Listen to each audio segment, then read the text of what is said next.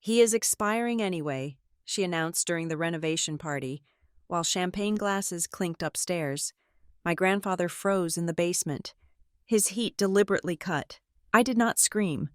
I focused on a single oversight they deemed insignificant and designed a trap where they would sign their own destruction. When the police finally arrived, the person leaving in handcuffs was not the frail old man they were trying to erase. "My name is Harper Flores," and I walked into a crime scene that everyone else was calling a renovation party. The house I had grown up visiting, the one that used to smell like cedar wood and pipe tobacco, now reeked of fresh latex paint and aggressive floral perfume. String lights were draped casually over the banisters, casting a warm, deceptive glow over the hallway. And the bass from a Bluetooth speaker thumped against the floorboards like a headache that refused to dissolve. It was 7 in the evening on a Tuesday, an odd time for a celebration, but my stepmother, Tessa Maddox, did not operate on standard social time. She operated on opportunity. I squeezed past a couple I did not recognize. They were holding champagne flutes and laughing at a photo on the wall. I looked closer. It was a before and after shot of the dining room. The before picture showed my grandfather's favorite armchair, the leather worn soft by 30 years of reading.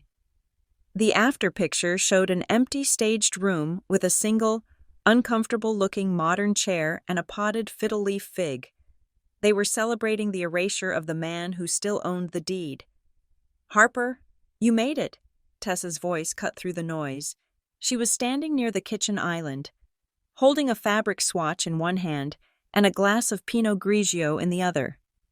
She looked radiant, in that sharp, predatory way a realtor looks when they smell a closing deal. "We were just discussing the open concept layout for the living room." I did not smile back. "Where is Grandpa?" I asked. "I went to his room," but the bed was stripped. Tessa waved her hand dismissively, a gesture that encompassed the entire house and everyone in it. "Oh, we moved him downstairs. The dust from the sanding was getting to his chest. You know how he gets." "Downstairs?" I repeated. "The basement?" "Tessa, the heater down there has been broken for 2 years." She took a sip of her wine, her eyes scanning the room to ensure the other guests were still having a good time. She leaned in slightly, lowering her voice, not out of shame, but out of annoyance. "It is fine. Harper, we put a space heater down there.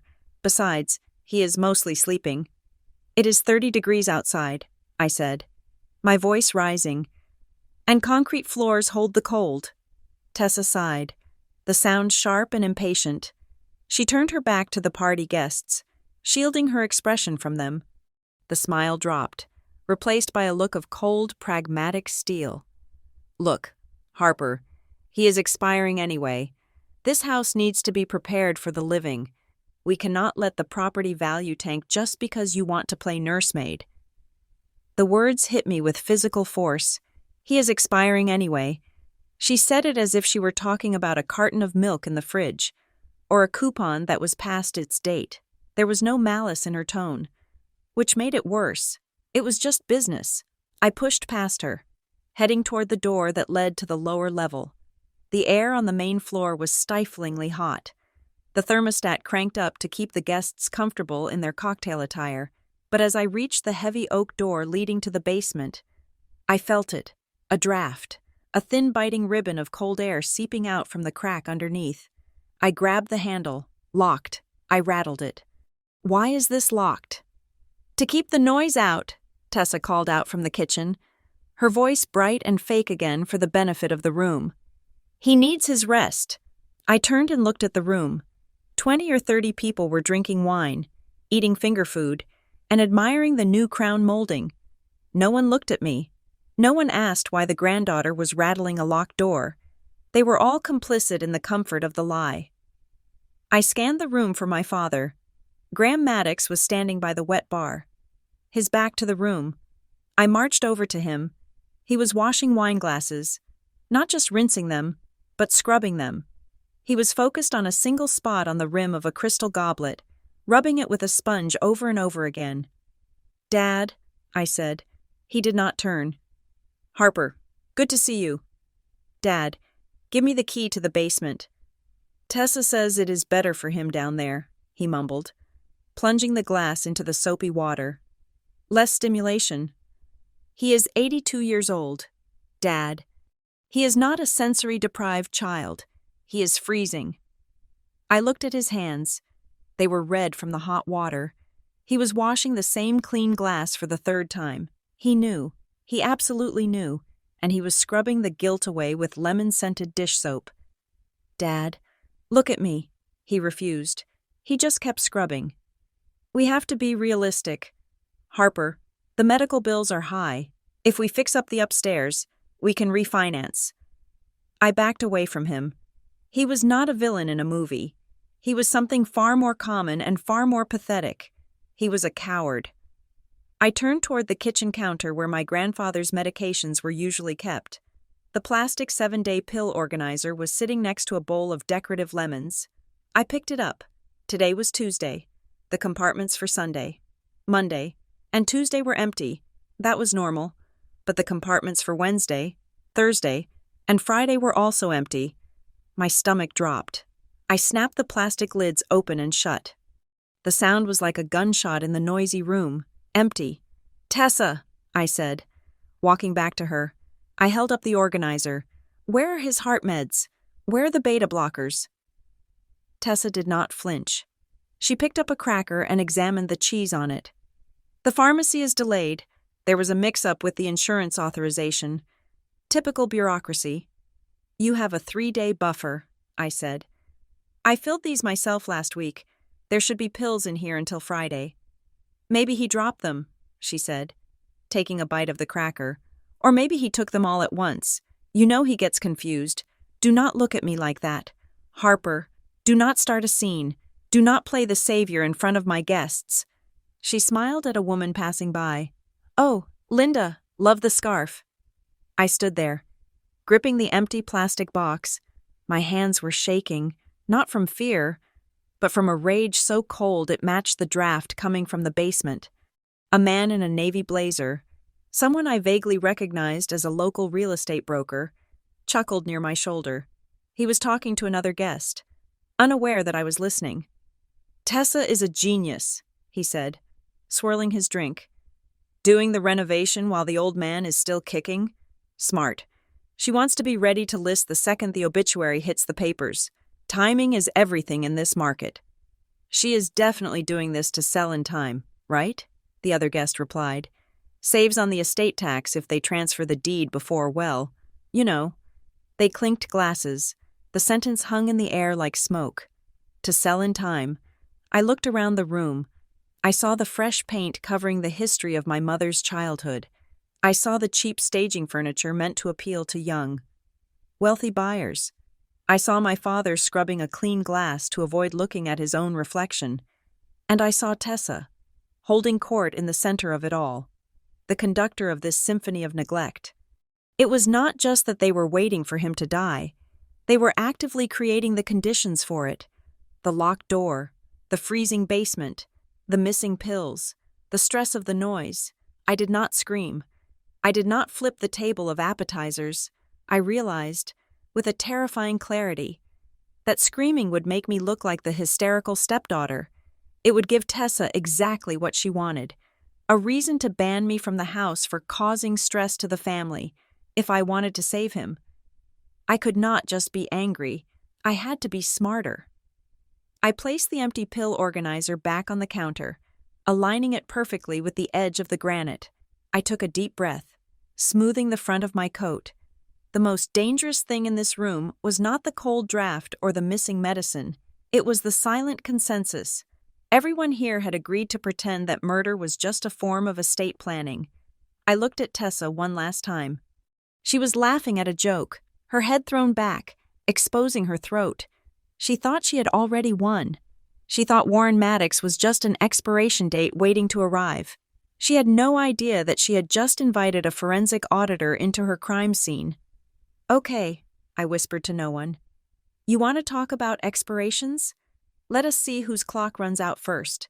I am not a nurse, nor am I a social worker. I do not have the bedside manner required to hold a hand and whisper that everything will be all right when the vitals are crashing. My profession is far colder, though arguably just as critical for survival. I work as a risk insurance coordinator for Ridgevale Benefit Solutions. My entire career is built on identifying discrepancies in claims, spotting the subtle, systematic patterns of deceit that people use to extract money they are not owed. I know what a staged accident looks like. I know the difference between a slip of the pen and a calculated omission. Most importantly, I know that when a narrative feels too curated, it is usually because someone is hiding the raw data. So when I finally manipulated the lock on the basement door, using a credit card and a terrifying amount of force that spoke to the cheapness of the hardware, I did not walk down the stairs as a granddaughter. I walked down as an auditor. The temperature dropped with every step. It was a physical gradient, shifting from the humid, perfume-heavy warmth of the party upstairs to a dry, biting chill that smelled of old cement and damp cardboard. The basement was finished, technically, but it retained the hollow acoustic quality of a storage unit. My grandfather, Warren Maddox, was sitting on a folding chair near the unlit fireplace. He was not wearing his thick wool cardigan, the one I had bought him for Christmas specifically for drafty evenings. Instead, he was wrapped in a thin synthetic windbreaker that looked like it belonged to a teenager. His knees were pulled close to his chest, and his hands, resting on his thighs, were trembling. It was a rhythmic, uncontrollable shiver that rattled the zipper of the jacket against the metal buttons. "Grandpa?" I said softly. He flinched. His head snapped up, eyes wide and watery, scanning the shadows before landing on me. Recognition took a moment to cut through the haze of cold and confusion. When it did, his face crumbled into a look that broke my heart. Not relief, but shame. "Harper," he croaked, his voice brittle. He tried to stand, but his legs were too stiff. So he sank back down, forcing a weak, apologetic smile. "I am sorry. I must have dozed off. I did not mean to cause a fuss." I crossed the room in 3 strides and knelt beside him. Taking his hands, they were like ice blocks. "Why are you down here, Grandpa?" "It is freezing." He pulled one hand away to rub at his temple. "I think I forgot to take my medicine again. Tessa asked me, and I could not remember. I am getting so old. Harper, the mind goes, it just goes." I froze. That was the script. I had seen it in dozens of insurance fraud cases involving elder coercion. The perpetrator plants the seed of incompetence, and the victim, terrified of their own decline, waters it until it becomes their reality. I forgot. I am old. I am the problem. "You did not forget," I said firmly, rubbing his hands to generate friction. "The box was empty. Grandpa." "See?" He nodded, tears pooling in the corners of his eyes. "I took them all, or I lost them. I am a danger to myself. That is what Tessa says. It is better I stay down here where I cannot break anything upstairs." I stood up, anger pulsing behind my eyes. But I forced it down. I needed evidence, not emotion. I walked over to the digital thermostat mounted on the wall. It was a new model, one of those smart devices that could be controlled remotely. The display read, 58 degrees. I pressed the menu button to check the history. It wasn't set to 58 by accident. It was programmed. There was a schedule titled Basement Night Mode that automatically dropped the temperature starting at 6 in the evening, exactly when the party started, and didn't raise it until 8 in the morning. This was not a malfunction. It was a torture schedule. I turned my attention to the small kitchenette in the corner. Tessa had claimed she was taking care of his needs. On the counter sat a grocery bag, spilled open. I sifted through the contents: 6 packages of instant ramen, a loaf of white bread, a jar of generic peanut butter, a carton of orange juice that was mostly sugar water. There were no vegetables, no protein suitable for a diabetic, no fiber. It was the kind of food you buy when you want to generate a receipt that says groceries, but you do not actually care if the person eating it survives the winter. It was nutritionally void, filler to keep the stomach from growling while the body slowly cannibalized itself. Then I saw it, pushed aside on the small laminate table. Buried under a stack of junk mail was a handwritten list on a piece of stationery embossed with Tessa's initials. I recognized the sharp, angular slant of her handwriting immediately. It was a to-do list. 1. Call caterer for Tuesday. 2. Confirm color palette for living room. 3. Schedule appraisal/staging/open house photos. The third item had a circle around it, the ink pressed down hard. Staging. You do not stage a house you intend to live in. You do not schedule open house photos for a home that still belongs to your father-in-law, unless you are absolutely certain he will not be in the picture to object. The door at the top of the stairs creaked open. Harper? It was my father. Graham Maddox stood on the landing, silhouetted by the golden light from the hallway. He looked hesitant to descend, as if the cold air down here might infect him with reality. Come down here, Dad, I said. My voice was level, flat. He walked down slowly, holding the railing.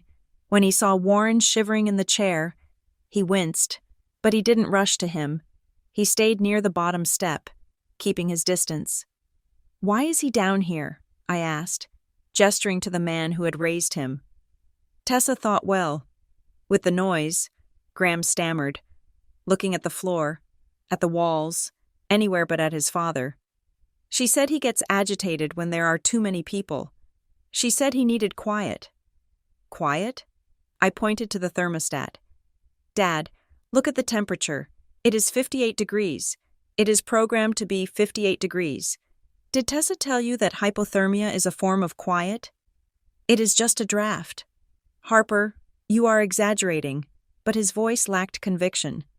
He shifted his weight, wringing his hands, a gesture so similar to the one Warren was making that it made my stomach turn. She is doing her best. It is hard taking care of him. You do not know. You are not here every day. I know that she is scheduling open house photos, I said. Picking up the list, Graham went pale. That is just in case. Future planning. We have to be prepared for the inevitable. For when he expires? I finished the sentence for him. Graham flinched. Do not use that word.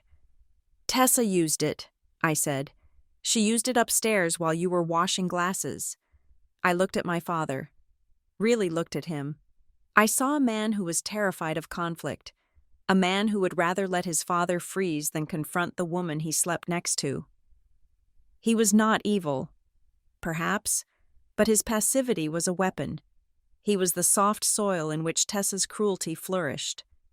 I looked back at Grandpa Warren. He was watching us, confused, pulling the thin jacket tighter around his shoulders. Don't fight, he whispered. Please don't fight over me. I'll be good. That was the moment I decided. I could have screamed. I could have dragged my father over to the thermostat and forced him to read the digital display.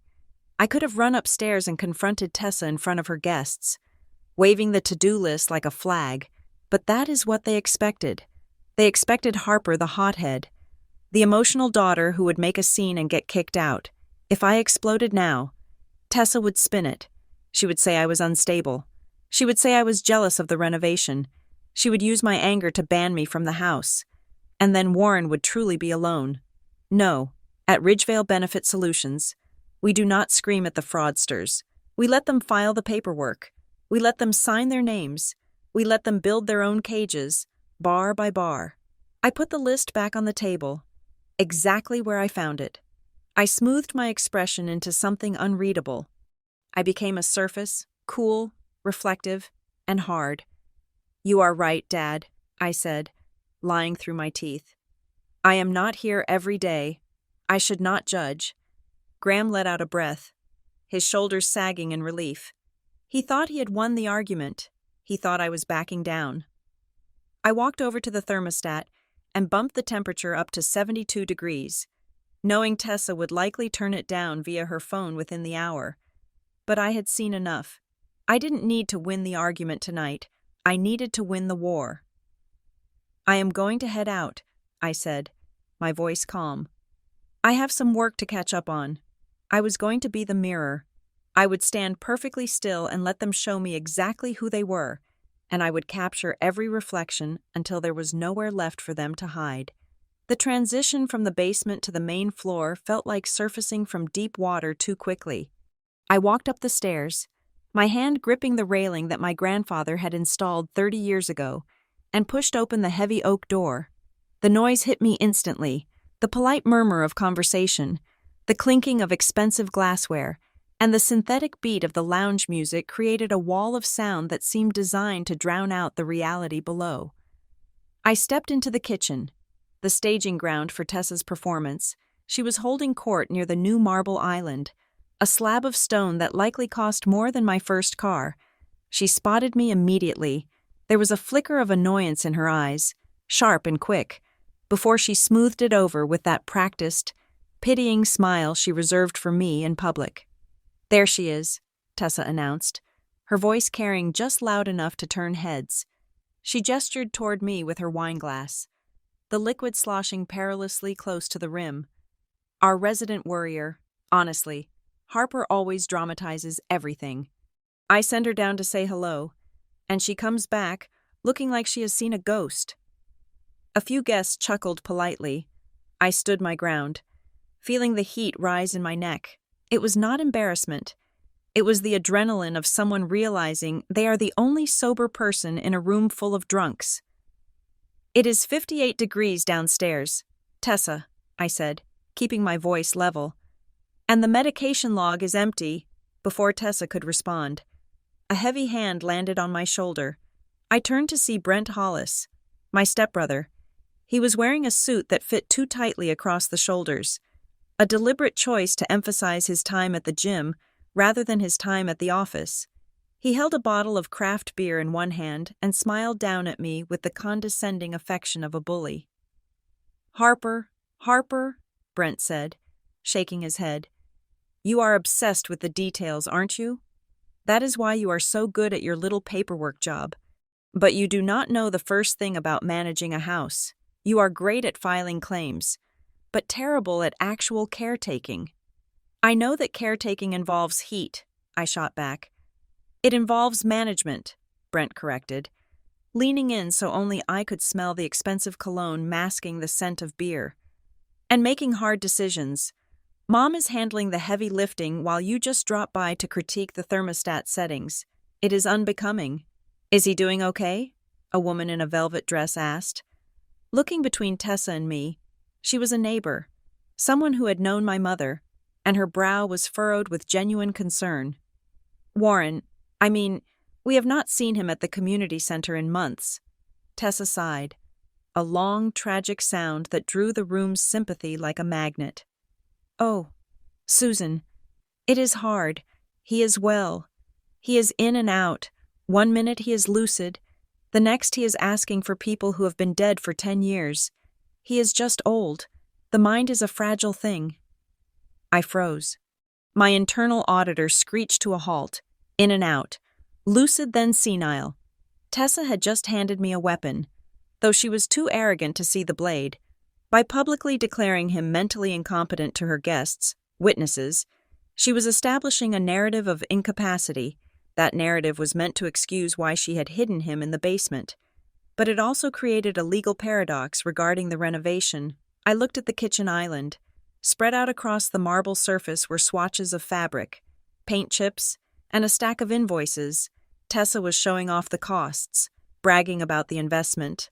I walked over to the counter, ignoring Brent's attempt to block my path. "If he is so senile," I said, my voice cutting through the ambient chatter, "then who is authorizing these renovations?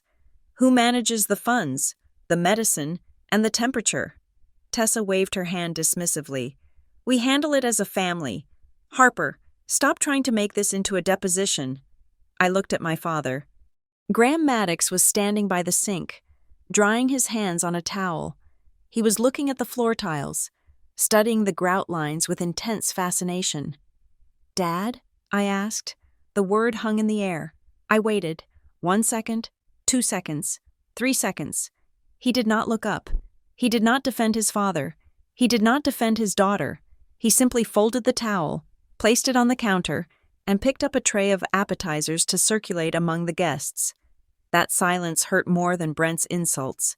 It was a confirmation that Graham Maddox had effectively resigned from his role as a father and a son.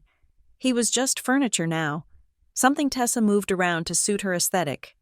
I looked down at the pile of papers on the island. My eyes locked onto a piece of paper that had slid out from under a brochure for luxury cabinetry. It was an invoice from a lumber supply company. Material: high-grade oak flooring. Amount: $4,200. Bill: Warren Maddox. Paid by check number 409.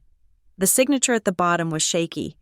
It was a scrawl that barely resembled the crisp, confident autograph my grandfather used to sign on my birthday cards.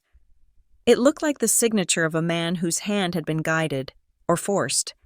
If Warren was in and out, and senile, as Tessa had just claimed to a room full of people, then he lacked the capacity to sign a check for $4,000. If he was lucid enough to sign, then Tessa was lying about his condition to justify locking him away. They could not have it both ways. I looked up and caught Tessa's eye. She was glaring at me, her smile gone. She knew I was looking at the papers. She stepped forward, her body language aggressive, challenging me to make a scene. She wanted me to shout. She wanted me to accuse her of theft right here, so she could call me hysterical and have Brent escort me out. I took a breath. I released the tension in my shoulders. I let my face fall into a mask of defeat. "I am sorry," I said, my voice trembling slightly. I backed away from the counter. "I guess I'm just worried. It is hard seeing him like that." The tension in the room broke instantly. The guests relaxed. I was no longer a threat. I was just the emotional stepdaughter who couldn't handle the realities of aging. Tessa's face softened into a triumphant smirk. She reached out and patted my arm, her nails digging in slightly through my coat. "It is okay. Honey, we know you care. You just need to trust us. We are doing what is best for the house. And for him." She turned to the guests, beaming. "See? She just needs a little reminder now and then. Families, right?" "Right," I whispered. I turned and walked toward the front door. I passed Brent, who snorted and took a swig of his beer. I passed my father, who was offering a stuffed mushroom to the real estate broker. I walked out into the cold night air, the door clicking shut behind me, muffling the sound of the party. I walked to my car, my heels clicking on the pavement. I did not cry. I did not slam the car door. I sat in the driver's seat and stared at the dark windows of the basement. Tessa thought she had humiliated me. She thought she had won the social skirmish. But she didn't understand that I wasn't fighting a social war. I was gathering discovery for a case she didn't even know was being built. She had just admitted in front of witnesses that the account holder was mentally compromised. She had just displayed an invoice signed by that same compromised account holder, and she had a husband who was too cowardly to contradict either fact. I started the engine. The gears in my head were turning faster than the pistons under the hood. I didn't need to be the nurse or the dutiful daughter anymore. It was time to be the auditor. I pulled my phone out of my pocket and opened my calendar. I wasn't going to call the police, not yet. I was going to call someone far more terrifying to people like Tessa Maddox. I was going to call the forensic accountants. I did not leave the property immediately after the party died down. I sat in my car for 10 minutes, watching the guests filter out, their headlights sweeping across the lawn that my grandfather used to mow with such pride. When the last stranger drove away, I put my car in park and walked back toward the house. I told myself I was just going back to say a proper goodbye to my father.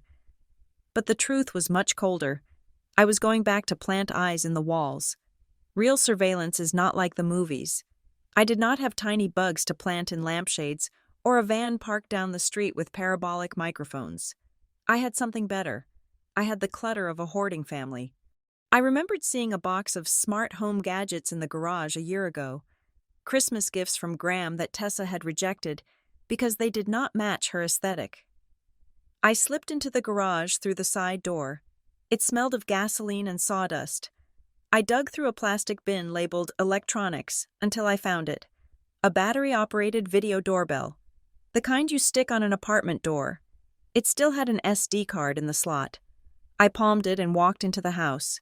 The living room was a wreck of empty wine glasses and crumpled napkins. Tessa was in the kitchen, loudly directing Brent on how to load the dishwasher. My father was nowhere to be seen. Perfect. I walked to the hallway that connected the kitchen to the basement door. There was a bookshelf there, cluttered with staging books, hardcovers with neutral spines that no one was ever meant to read. I nestled the camera on the middle shelf, wedged between a fake fern and a stack of architectural digests. The lens was dark and discreet, aiming perfectly at the basement door and the thermostat mounted next to it. It wasn't live streaming to the cloud, but the motion sensor would record anyone who approached that door or touched that dial. Next, I took out my phone. I didn't just look at the thermostat this time. I documented it. I took a photo of the current temperature, 68 degrees. Then I went into the schedule settings.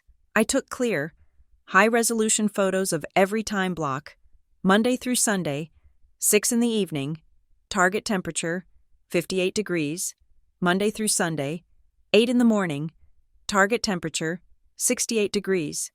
I made sure the date and time on the thermostat screen were visible in the frame. This was not a malfunction. This was premeditated discomfort. In a court of law, a broken heater is negligence. A programmed heater is malice. I slipped quietly down the stairs to the basement. The air was already cooling again. Grandpa Warren was lying on the pull-out sofa, staring at the ceiling. He looked small. "Grandpa," I whispered.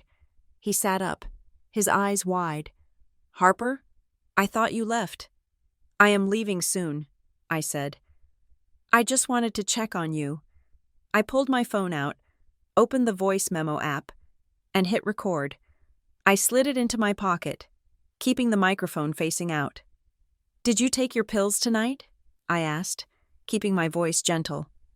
"I think so," he said, his voice trembling.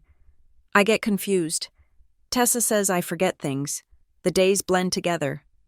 "Do you feel confused, Grandpa? Or do you just feel tired?" "I feel like I am in the way," he said. Then came the pivot, the moment that turned my stomach. He leaned in, his voice dropping to a terrified whisper. "Is Tessa mad? Did I ruin the party? Please tell her I stayed quiet." I felt a lump form in my throat, but I swallowed it down. "You were perfect. Grandpa, you didn't do anything wrong." "She gets so angry when I ask questions," he murmured. "She says if I cannot follow the rules, I will have to go to a home, a state home, not a nice one."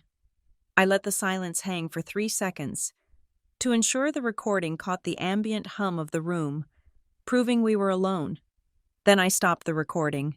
That audio file, the fear in his voice, the specific threat of a state home, was evidence of psychological coercion. It proved he was operating under duress. I went back upstairs. The kitchen was empty now. Tessa and Brent must have retreated to the den.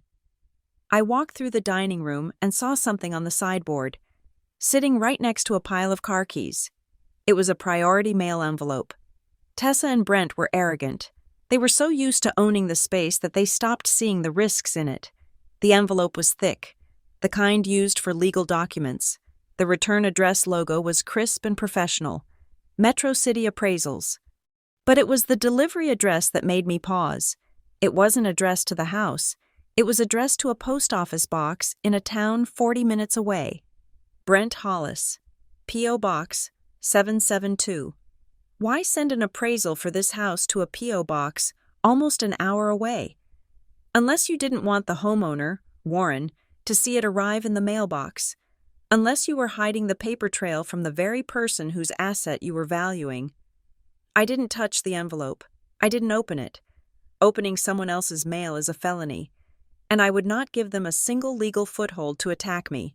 Instead, I took a picture of the front of the envelope, ensuring the tracking number and the dates were legible. Then I took a picture of it sitting on the table, establishing its location in the house. I moved to the garage again, this time to the far wall where the donations were usually stacked. But these weren't donations. I found 4 large cardboard boxes stacked neatly against the wall. They had shipping labels from a company called Elite Staging Rentals. I checked the dates on the labels. The rental period had started 3 weeks ago. I did the math in my head. They had rented luxury furniture, sofas, art, lamps, while my grandfather was still living in the house. You do not rent staging furniture for a renovation. You rent it for a sale. They were not fixing the house for Warren to live in comfortably. They were dressing the set to sell it out from under him the moment they could declare him incompetent. I heard a door open into the garage. I ducked behind a stack of winter tires. It was my father. He was carrying a small metal lockbox, the kind people use for petty cash or important deeds. He walked over to the workbench, his back to me. I held my breath. Graham set the box down. He stood there for a long moment, his shoulders hunched. He looked like a man carrying a weight he couldn't name. Then, he reached for the dial.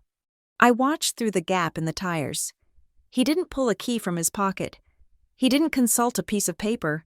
He spun the combination dial with the muscle memory of a man who had done it 1,000 times. Right to 1, left to 9, right to 4, left to 8. 1, 9, 4, 8, his birth year, 1948. He opened the lid and stared at the contents. I couldn't see what was inside. Deeds, bonds, maybe the power of attorney documents. But I saw the way he hesitated before closing it again. He didn't take anything out. He just wanted to make sure it was still there. He spun the dial to lock it and walked back inside, leaving the garage dark. I stayed hidden for another minute, letting my heart rate slow down. I repeated the numbers in my head. 1, 9, 4, 8. I didn't need to open that safe tonight. If I opened it now, I might leave a fingerprint or shift a paper in a way that Tessa would notice. She was a hawk for out-of-place details. If she suspected I had access, she would change the code or move the documents. No, I had the combination. I had the location. I had the intent. I slipped out of the side door of the garage and walked back to my car, the gravel crunching softly under my boots. I had a camera recording the abuse. I had audio of the coercion. I had photographic proof of the staging and the secret mail drops. And I had the key to their financial secrets, stored safely in my memory. I sat in the driver's seat and looked at the house one last time. The upstairs windows were glowing with warm, yellow light. The basement window was a dark, narrow slit near the ground. Tessa thought her renovation was the story. She thought the fresh paint and the new floors were what mattered. She didn't realize that the most important renovation was happening in my head. I was dismantling their narrative, brick by brick, and I was saving every piece of rubble to build their prison.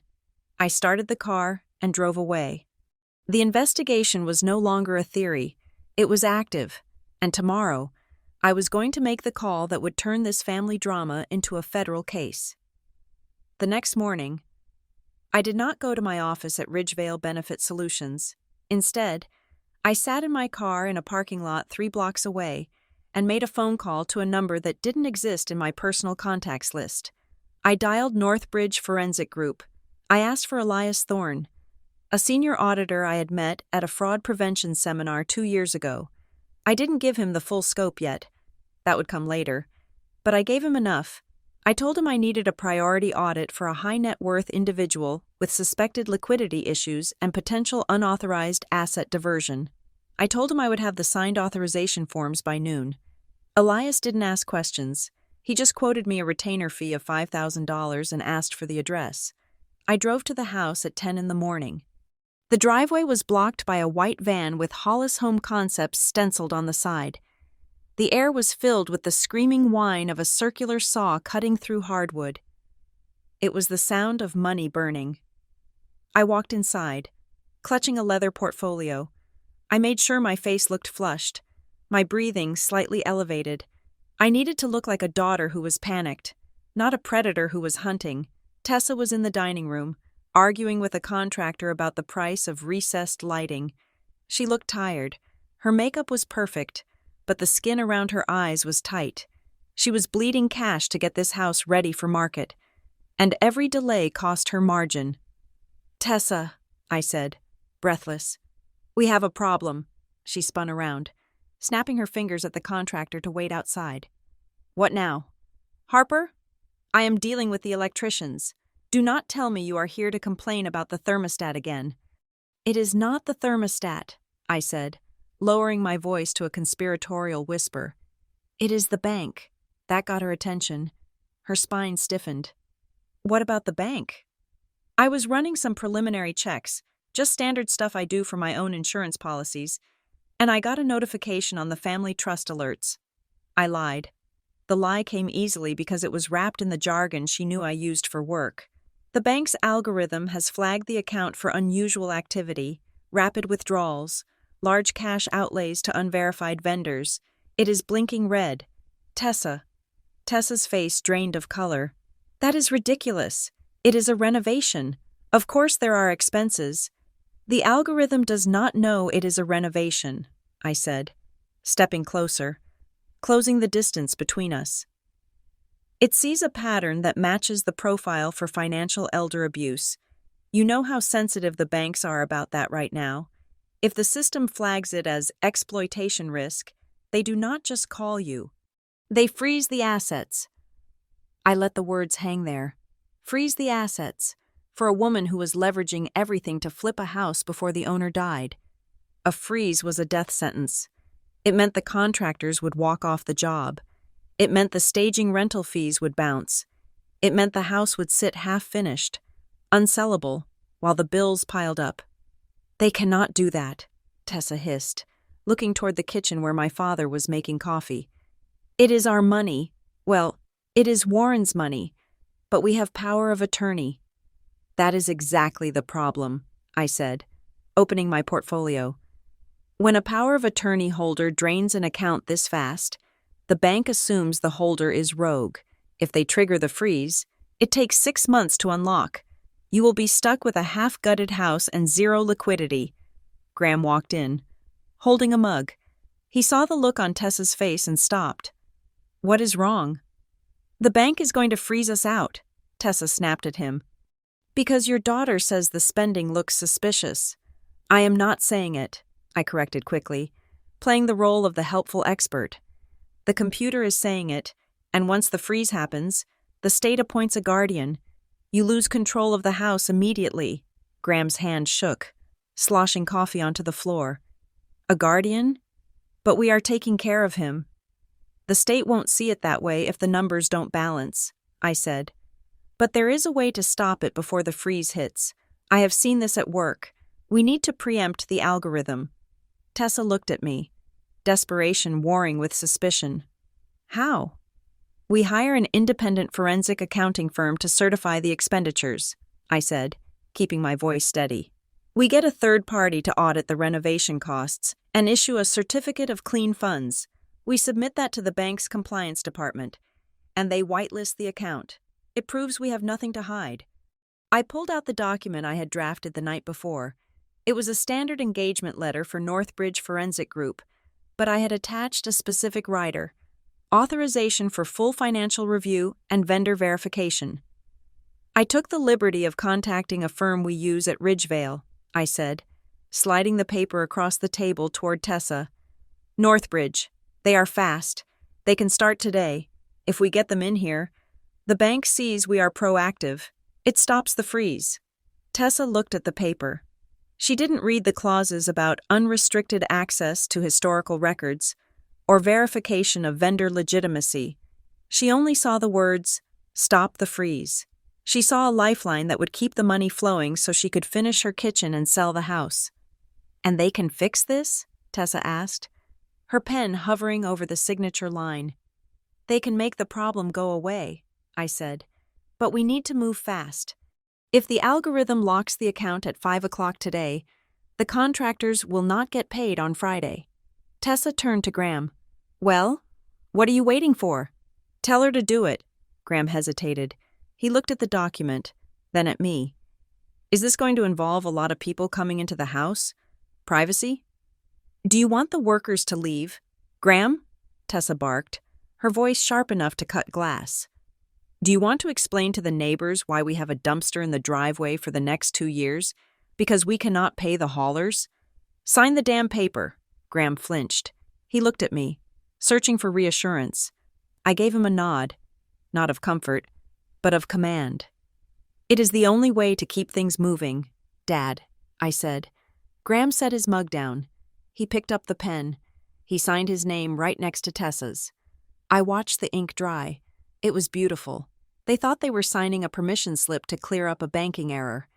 They had no idea they had just authorized a team of forensic sharks to tear apart every invoice, every check, and every shadowy transaction they had made in the last 12 months. They had just hired the people who would put them in prison. "I will scan this and send it over immediately," I said, taking the paper back and sliding it into my portfolio. My hands were steady. "Northbridge will likely reach out to verify some details. Just give them whatever they ask for. The more transparent we are, the faster the bank backs off." "Just handle it, Harper," Tessa said, turning back to her contractor who was waiting in the hallway. "I have real work to do." "I know," I said. "I will handle everything." I walked out of the house. The sun was shining. The saw was still screaming. But all I could hear was the sound of a steel trap slamming shut. I had the authorization. I had the client. And now, I had the legal right to hunt. Northbridge Forensic Group looked less like a detective agency and more like a high-end dental clinic. Everything was white, chrome, and terrifyingly silent. I sat in a conference room surrounded by glass walls, watching Elias Thorne project a spreadsheet onto the smartboard. Elias was a man who spoke in ledgers and breathed in audit trails. He did not care about the emotional narrative of a stepmother locking a grandfather in a basement. He only cared about the math, and the math was screaming. Elias tapped the screen with a stylus. We had only been digging for 48 hours, but the sheer volume of data we had pulled from the bank records, authorized by Graham and Tessa's own signatures, was staggering. "We have identified a recurring category labeled caregiving supplies," Elias said, his voice devoid of inflection. "It appears 14 times in the last 3 months. The total outflow is nearly $9,000. I leaned forward. $9,000 on what? Bandages? Incontinence pads? Grandfather is not bedridden." "That is what the ledger says," Elias replied. "But when we cross-reference the merchant codes and the SKU numbers from the digital receipts, the story changed." He expanded a line item dated the 15th of January.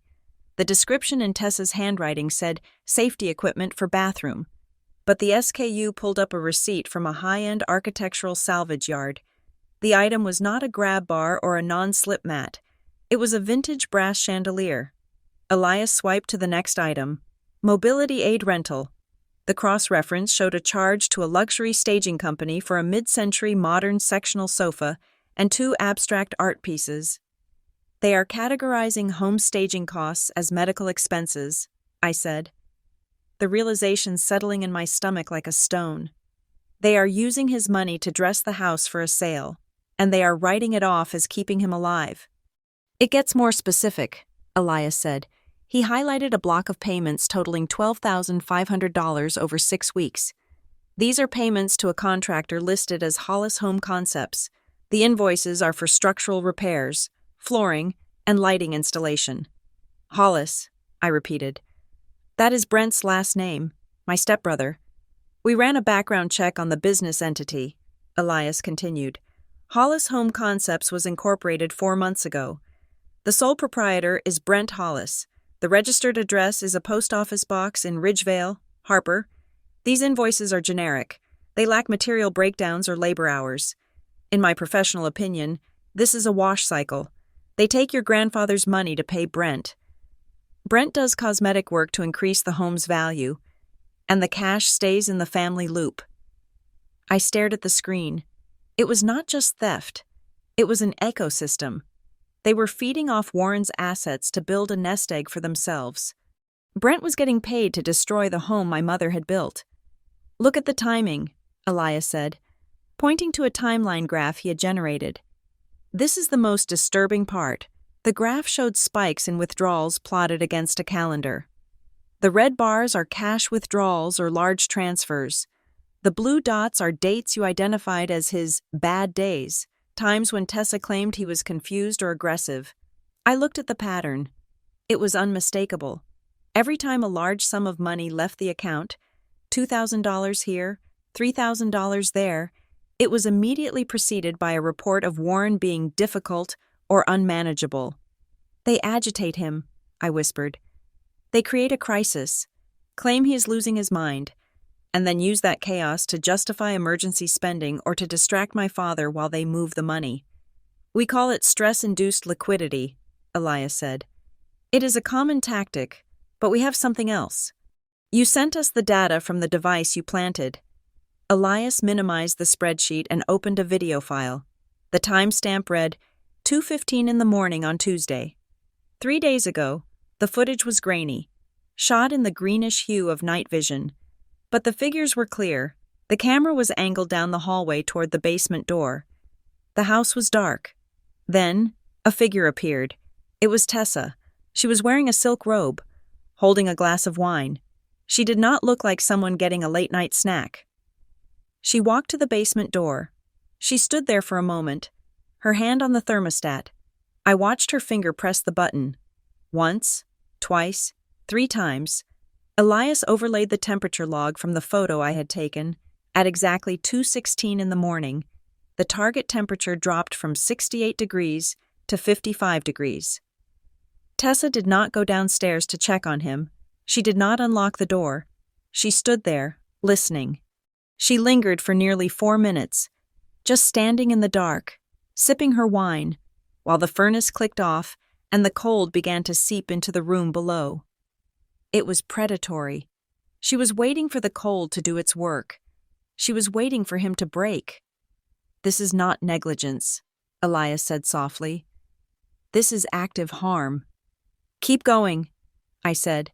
My hands were gripping the edge of the mahogany table so hard my knuckles were white. What else?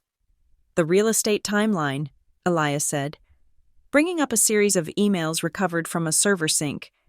You said the narrative is that they moved in 6 months ago to care for him because his health was failing. That is what they told the neighbors. That is what they told Dad. That is a lie, Elias said. We found an email chain between Tessa Maddox and a realtor named Sarah Jenkins. The subject line is listing strategy for Maddox property. The date is October 4th. October 4th? I did the math. That is 2 months before they moved in. That is a month before Grandpa had his first fall. Correct. They were planning the sale before he even needed care. The care was the Trojan horse to get inside the house. They have a pre-listing agreement drafted. It is waiting for one thing. For him to die, I said. Or for him to be declared incompetent so they can sign the deed, Elias corrected. And that brings us to the final piece. He pulled up a digital scan of 2 documents side by side. On the left was a check my grandfather had signed 5 years ago for my college tuition. The signature was bold, sweeping, with a sharp loop on the W. On the right was the renovation authorization form signed last week. The signature on the right was jagged. The ink pooled in spots where the pen had rested too long, as if the hand holding it was unsure or resistant. But the most damning detail was the slant. Warren Maddox had always slanted his letters to the right. This signature slanted to the left. Handwriting analysis is not my primary field, Elias said, but I have seen enough coerced signatures to know what this looks like. This is not the tremor of Parkinson's or age. This is the tremor of a hand being guided by someone else, or a hand that is freezing cold. I looked at the screen, the fake medical bills, the shell company payments to Brent, the temperature logs, the premeditated real estate emails, and the shaky, forced signature. For weeks, I had told myself this was a family dispute. I had told myself that Tessa was just greedy and my father was just weak. I had tried to rationalize it as a bad situation that got out of hand. But looking at the data, I realized I had been wrong. This was not a family dispute. It was a script. Every move had been blocked out in advance. The renovation party, the locked door, the missing pills. They were all scenes in a play written effectively to erase a human being. They are not waiting for nature to take its course, I said, standing up. They are accelerating the timeline because the market is hot. We have enough for a preliminary report, Elias said. But if you want to nail them, really nail them, we need to catch them in a lie under oath. We need them to confirm these expenses are legitimate in front of a witness. I know, I said. I am going to give them that chance. I am going to invite them to a meeting, and I am going to let them think it is their idea. I gathered my things. The cold rage I had felt at the party was gone, replaced by the icy clarity of the auditor. I didn't hate them anymore. You do not hate the variables in an equation. You just solve them. Print it all, I told Elias. Print every single page, and bind it. We are going to have a family reunion. I found my father in the garage again. He was standing in front of his workbench, but he wasn't working. He was just staring at a jar of bent nails. His posture slumped like a coat on a wire hanger. The house was quiet for once. Tessa was out meeting a potential buyer. A lie. Since the house wasn't listed yet, and Brent was likely at a bar spending the money he had siphoned from the renovation budget, this was the moment. There was no audience, no champagne, no circular saws screaming in the background, just a daughter and a father, and the cold, hard truth standing between them. Dad, I said. He didn't jump this time. He just sighed. A long, rattling sound that seemed to deflate him further. Harper, I thought you were working. I am working, I said. Walking over to him, I didn't shout. I didn't have the energy for theatrics. I need to ask you something, and I need you to answer me without looking at the floor. Do you know what they are doing to him? Graham picked up a screwdriver and turned it over in his hands. We are renovating. Harper, you know that. It is messy. It is loud. Tessa is just trying to get it done. I am not talking about the drywall. Dad, I am talking about the cold. He went still.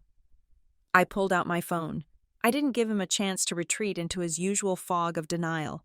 I brought up the photo of the thermostat schedule I had taken 3 nights ago. I thrust the screen in front of his face, forcing him to look at the glowing numbers. Look at it, I commanded. He tried to look away, but I moved the phone into his line of sight. 58 degrees. Dad, every single night at 6 o'clock. It is programmed. It is not a malfunction. It is not a draft. It is a schedule. I swiped to the next photo, the image of Tessa standing in the hallway, waiting for the furnace to cut out. She set it, she locks the door, and she sets the temperature to a level that is physically dangerous for an 80-year-old man on blood thinners. Do you know about this? Graham dropped the screwdriver. It clattered against the concrete floor, the sound sharp and violent in the stillness. He looked at the photo, really looked at it, and for the first time, I saw the color drain completely from his face.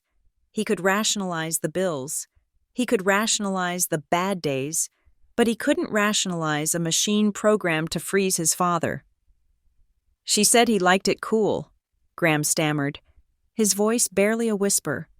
She said the heat made him dizzy. She lied, I said. And you let her. He leaned back against the workbench, closing his eyes. I just wanted peace, Harper. That is all I wanted. I just wanted a happy house. Tessa. She has high standards. She gets so angry when things do not go her way. I thought if I just let her handle the house, if I just stayed out of her way, it would be okay. Peace? I laughed. A harsh, humorless sound. You call this peace? Your father is shivering in a basement while your wife waits for him to die so she can cash out. That is not peace, Dad. That is capitulation. Graham opened his eyes, and what I saw there wasn't anger. It was fear, a deep, pathetic, childlike fear. I cannot lose her. Harper, he said, his voice cracking.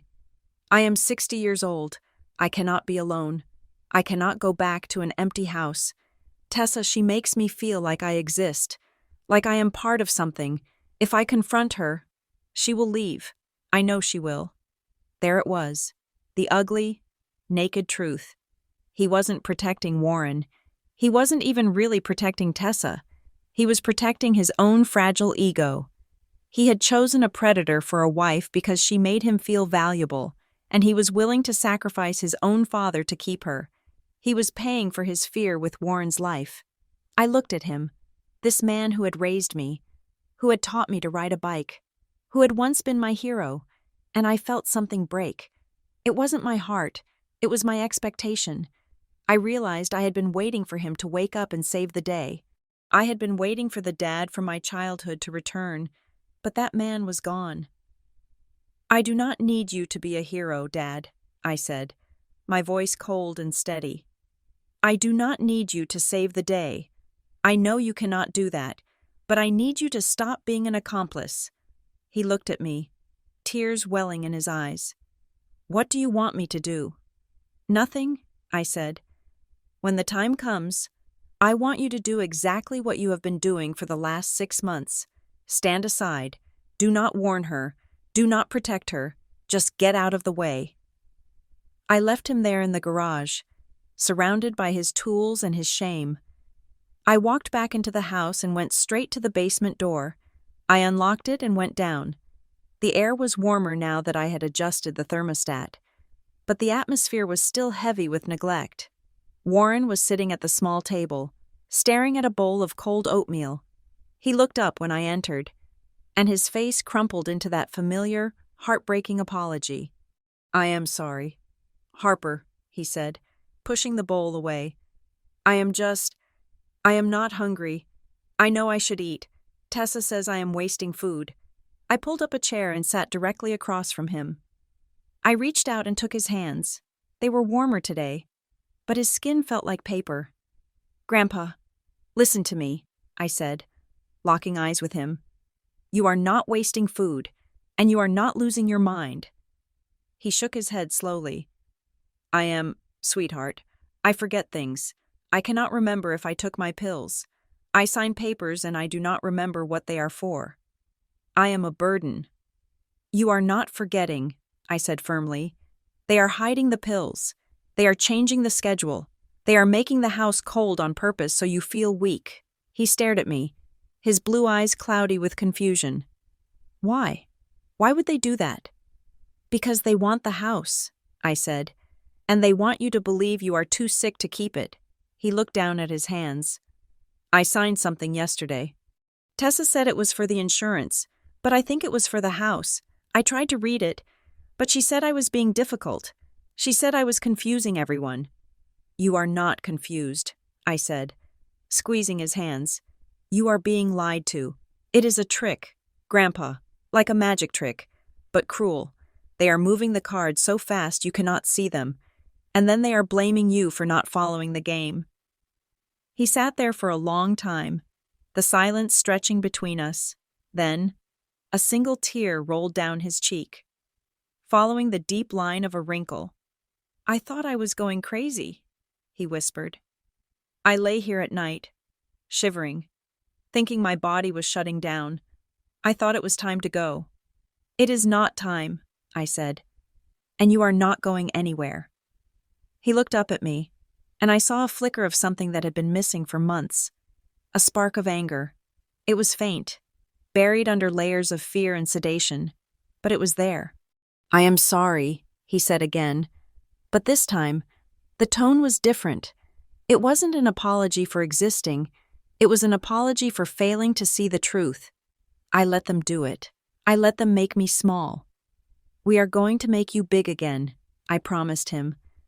"But I need you to do something for me. I need you to trust me. I am going to bring some people here soon. We are going to have a meeting, and when we do, I need you to be strong. Can you do that?" He took a shaky breath, then nodded. "I can try."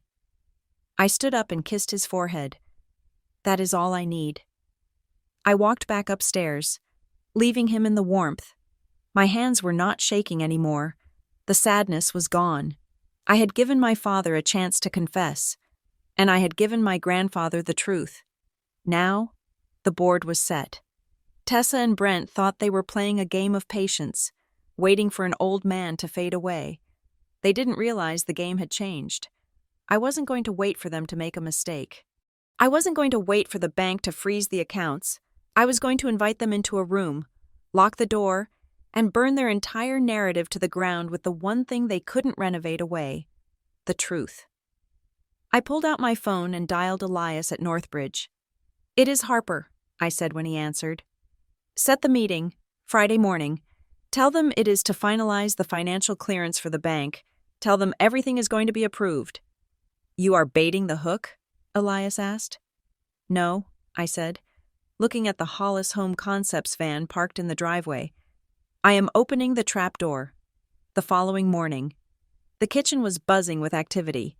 A team of electricians was installing recessed lighting, drilling holes into the plaster ceiling that sent fine white dust drifting down onto the countertops. The air smelled of ozone and drywall. Tessa was standing in the center of the chaos, directing a man on a ladder while holding her phone to her ear.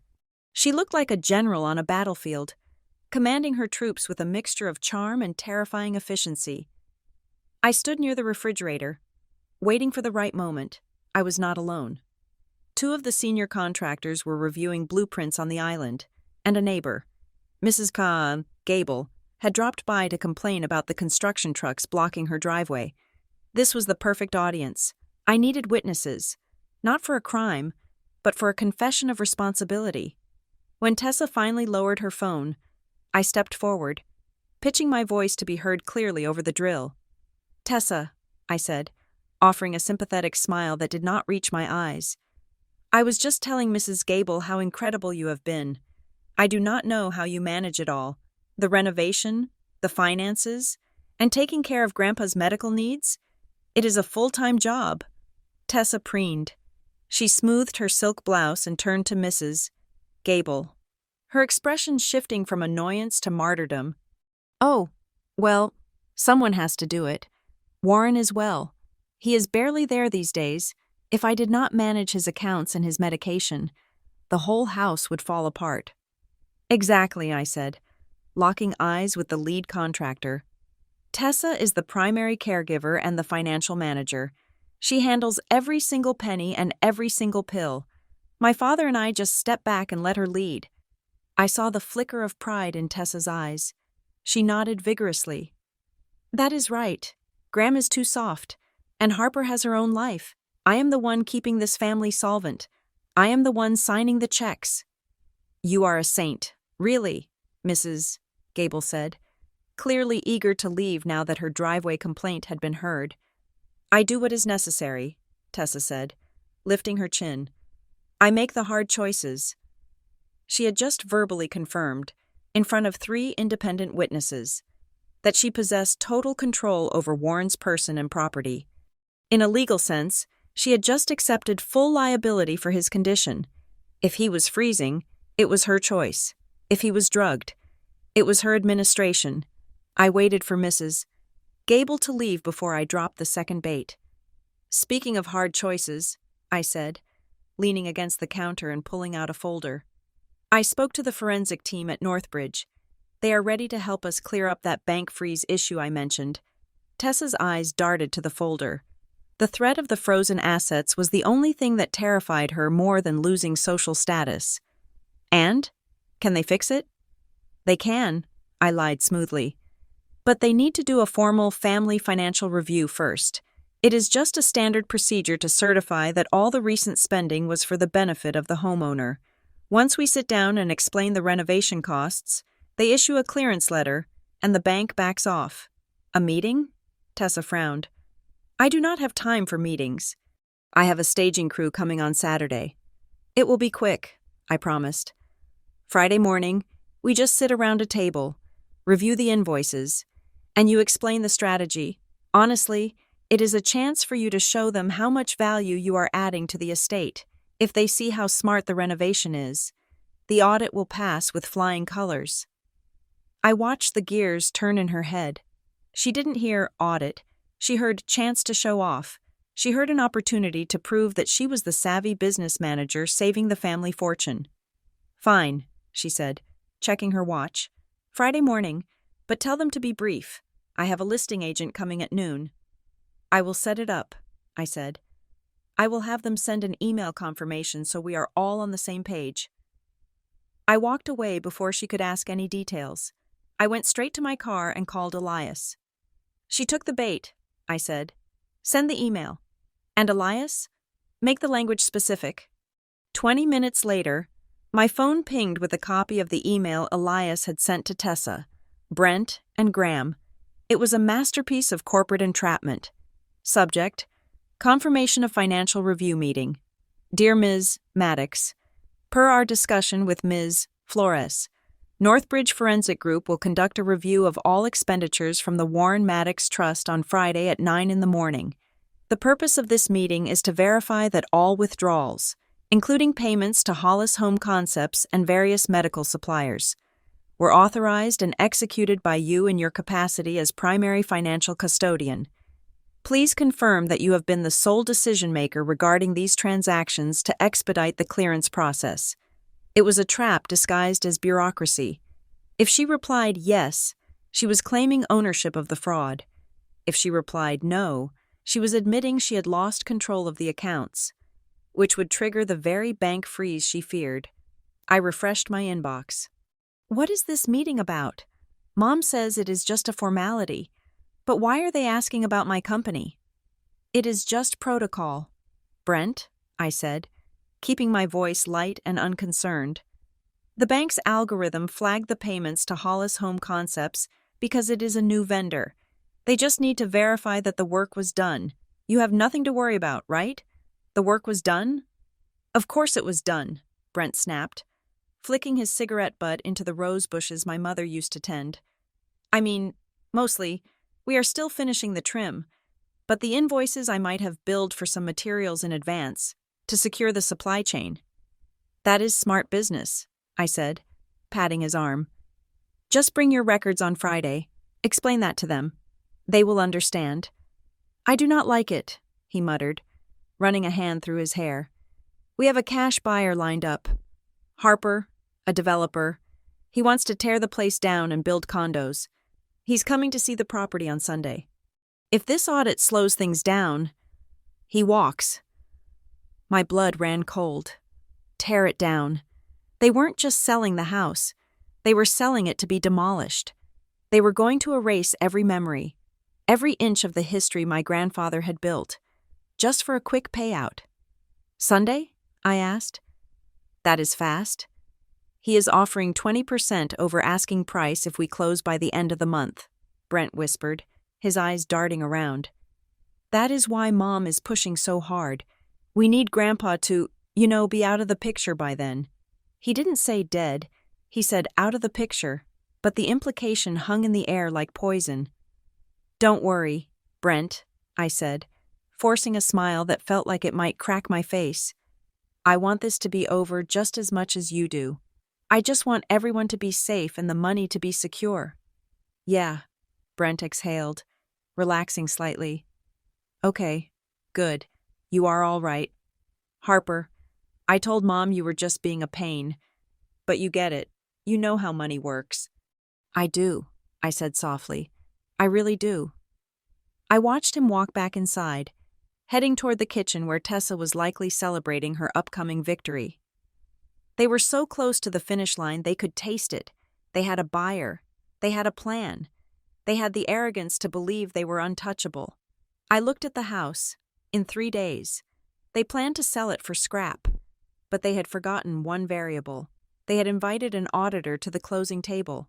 And on Friday, at 9 in the morning, I wasn't going to sign off on their profit. I was going to foreclose on their freedom. I walked to my car, my phone heavy in my pocket with the weight of the evidence. The trap was not just set, it was armed, and they were walking right into the center of the room. The conference room at the Stone Harbor legal office was designed to intimidate. It had floor-to-ceiling windows that looked out over the gray skyline, a table made of polished mahogany that was long enough to land a plane on, and air conditioning that hummed with a sterile, expensive silence. It was neutral ground, technically, but I had arrived 30 minutes early to ensure I sat on the side of the table facing the door. In an audit, you never want your back to the exit. I sat next to Elias Thorne. He had his laptop open and 3 thick binders stacked neatly in front of him. Opposite us were 3 empty leather chairs. At 9 o'clock sharp, the door opened. Tessa walked in first. She was wearing a cream-colored power suit that probably cost more than my first car. Her hair sprayed into a helmet of perfection. She carried a designer handbag like a shield. Brent followed, looking significantly less polished. His tie was loose, and his eyes were bloodshot, shifting nervously around the room as if searching for a hidden camera. My father, Graham, brought up the rear. He looked smaller than I had ever seen him, a man shrinking inside his own clothes. They sat down.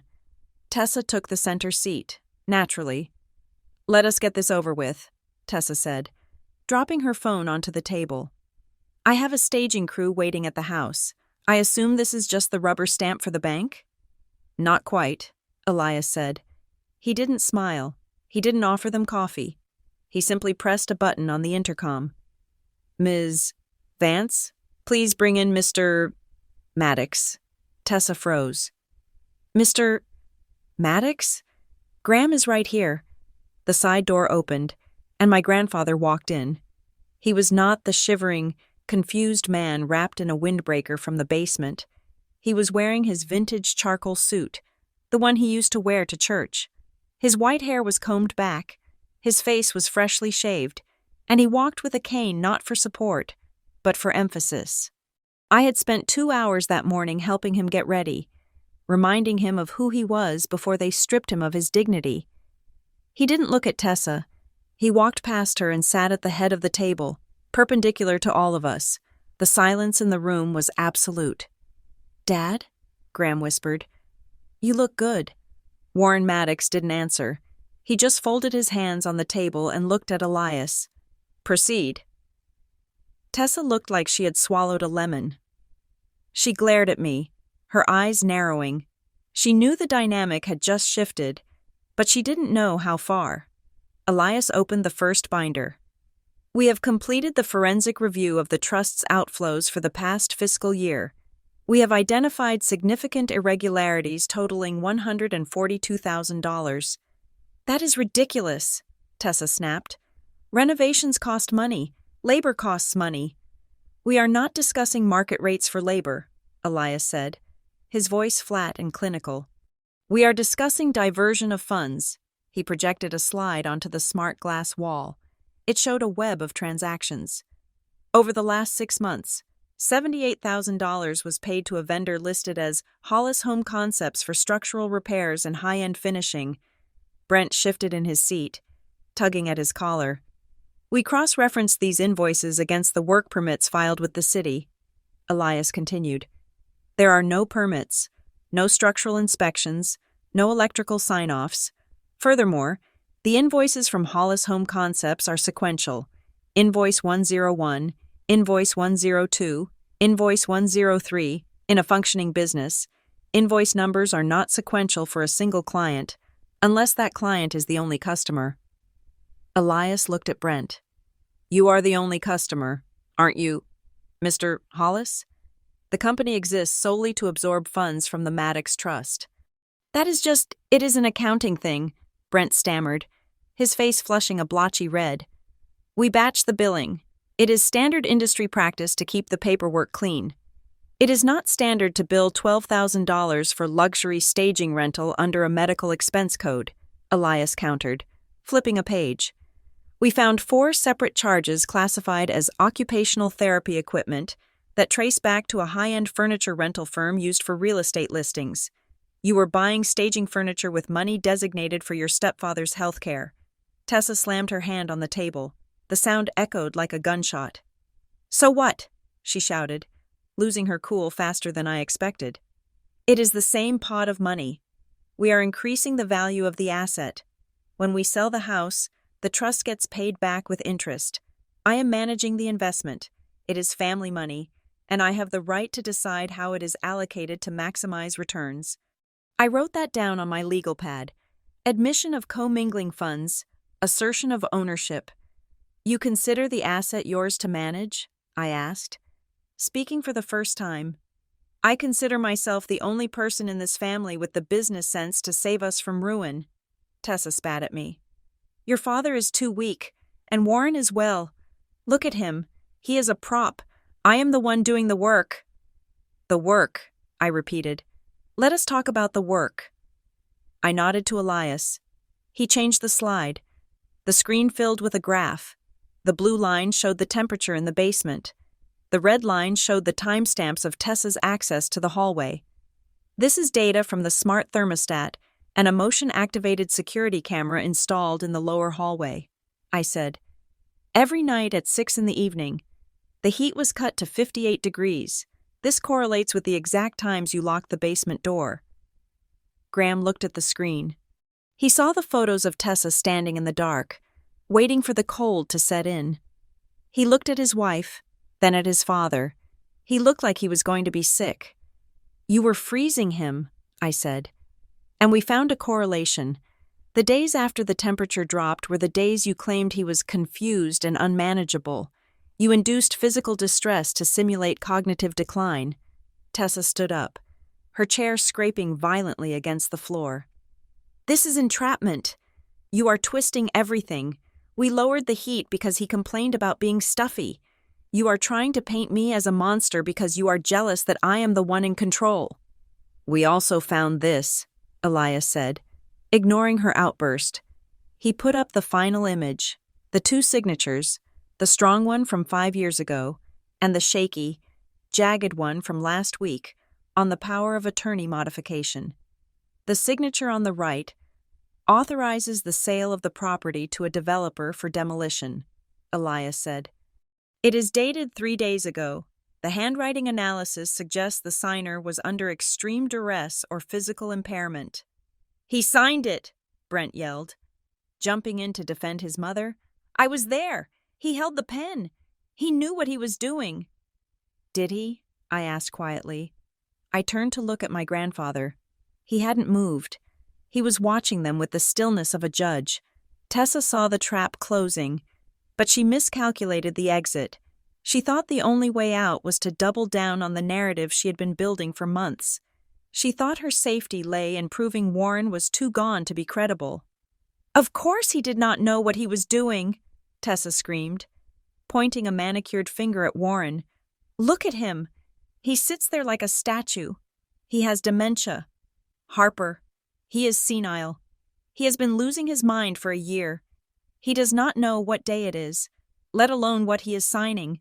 He is incompetent. The room went dead silent. I looked at Tessa.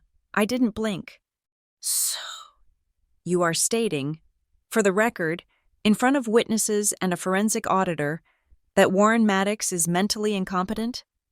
Yes, Tessa shouted, her chest heaving. He is totally incapacitated. He has no agency. I have to make every decision because he is a shell of a person. You are manipulating a man who does not even know his own name just to get at me. I held her gaze for a second longer, letting the words settle into the recording device running in Elias's pocket.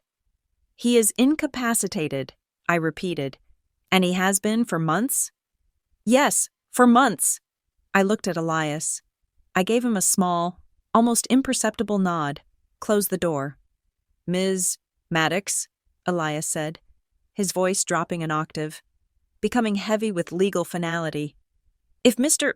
Maddox is mentally incompetent as you claim, and has been for months, then he lacked the legal capacity to sign the power of attorney modification 3 days ago. He lacked the capacity to sign the checks to Hollis Home Concepts. He lacked the capacity to authorize the renovation. Tessa's mouth stayed open, but no sound came out.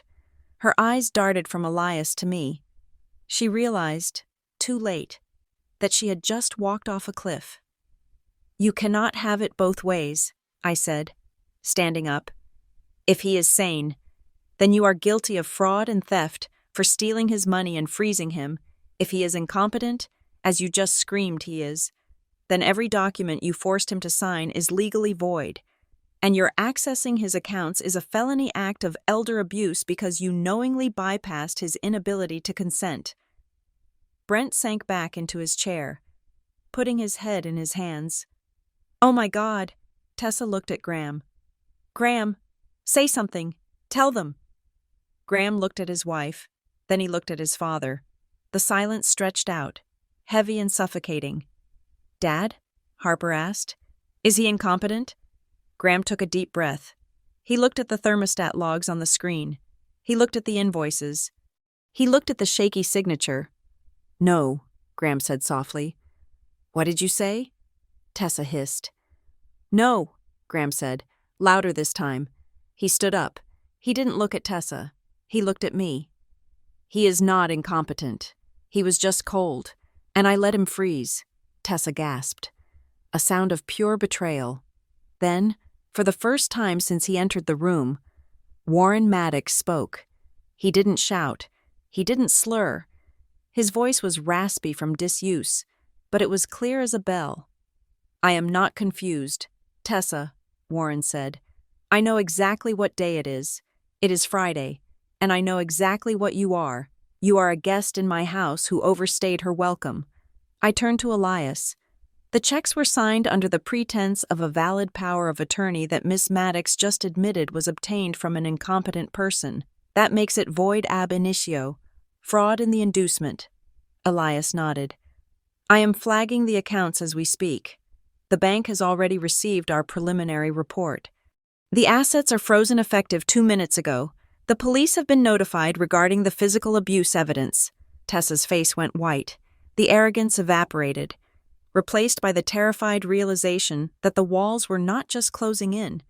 They had already crushed her. "You called the police?" she whispered. "I am an auditor, Tessa," I said, gathering my files. "I do not deal in family drama. I deal in compliance, and you are non-compliant." I placed 3 documents on the polished mahogany table.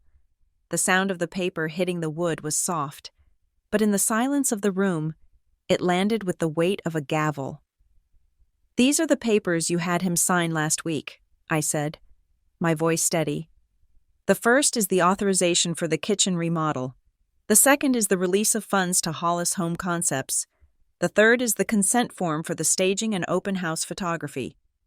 I pointed to the dates next to the jagged, shaky signatures. "You just stated, under oath and on the record, that Warren Maddox is mentally incompetent and has been for months," I said, leaning forward. "So, Tessa, here is your problem. If he is incompetent, then these contracts are void because he lacked the legal capacity to sign them. That means you forced a vulnerable adult to sign legal documents he could not understand. That is fraud in the inducement and felony, elder abuse." Tessa's eyes darted around the room, looking for an exit that did not exist. "But," I continued, "if you try to argue now that he was competent when he signed them, then you are admitting that you lied about his condition to justify taking control of his assets. You are admitting that he was lucid, and you simply stole his money through coercion and intimidation." I looked at Elias. He adjusted his glasses. "It is what we call a binary trap. Ms. Maddox, you have 2 doors. Door number 1 is fraud. Door number 2 is theft. You have to pick one." Tessa looked like she was going to be sick.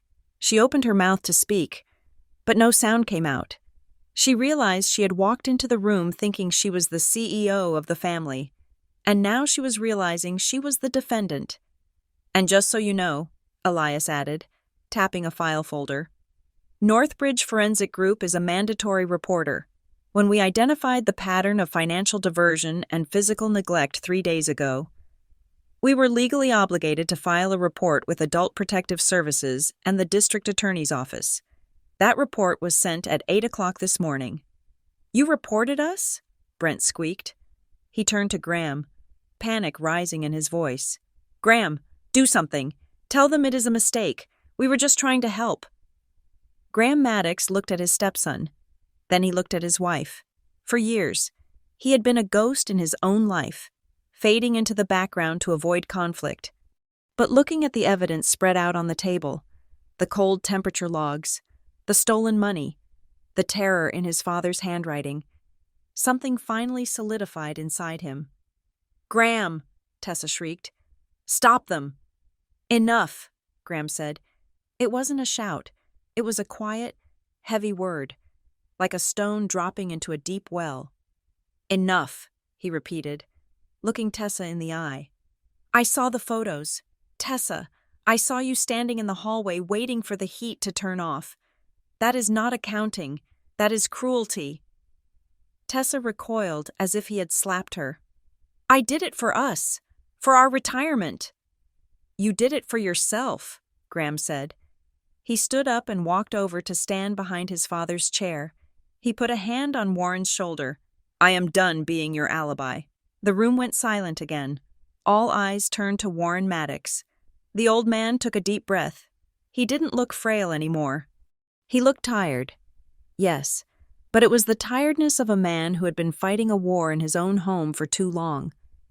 I am not senile, Warren said, his voice raspy but clear. And I am not crazy. I was just cold. And when you are cold for a long time, and you are scared, you start to believe whatever people tell you just to make it stop. I signed those papers because I wanted you to turn the heat back on. Tessa slammed her fist on the table. You ungrateful old man. I was trying to sell the house before the market crashed. I was trying to save the equity. The house is not for sale, I said. Tessa froze. What? The developer is not coming on Sunday, I revealed. Because I filed for an emergency temporary guardianship 48 hours ago, based on the evidence of immediate harm. The court granted it yesterday afternoon. The assets are frozen, the listing agreement is void, and the locks on the house were changed by a locksmith while we were sitting in this meeting. Tessa stared at me. The realization hit her like a physical blow. The renovation, the staging, the scheming, it was all gone. Did you took the house? She whispered. I protected the asset, I corrected, using her own terminology against her. And I protected the owner. I just wanted to get it done, Tessa screamed, finally losing her composure completely. I just wanted to sell it before he expired. He is 82. He was going to die anyway. Why waste the money on him? The confession hung in the air. He was going to die anyway. Elias slowly closed his binder. Thank you, Ms. Maddox. That statement will be very useful for the district attorney.